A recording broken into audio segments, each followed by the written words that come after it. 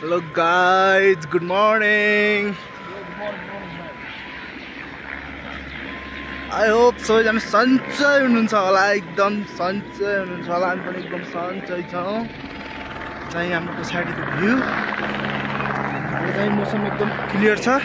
So guys हामीहरू अब चाहिँ निस्किसक्यो। मेरो कन्डिसन देखेको न यो हामी चाहिँ अगाडि पछाडि फुल ब्याग पछाडि नि ब्याग 10 मिनेटको बाटो भनेर हैन हामीले चाहिँ यहाँ कोही पनि पोर्टर भेटेन। सो 10 मिनेटको मात्रै बाटो छ वार्ड नम्बर 3 जान लाग्यो। पानी पर्न लाग्यो छ। पानी पर्न अगाडि जानुपर्छ ल यहाँ। सो बाटोको भन्छ भन्दैन गाइस। ल ओके मिल्छ है पहुँच कर।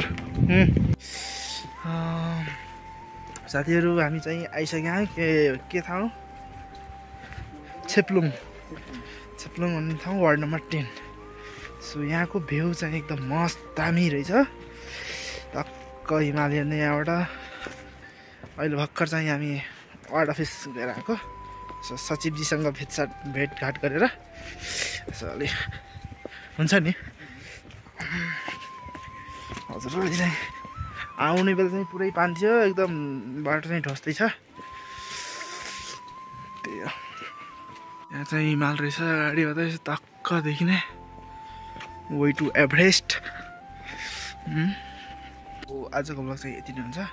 Like subscribe, bye by.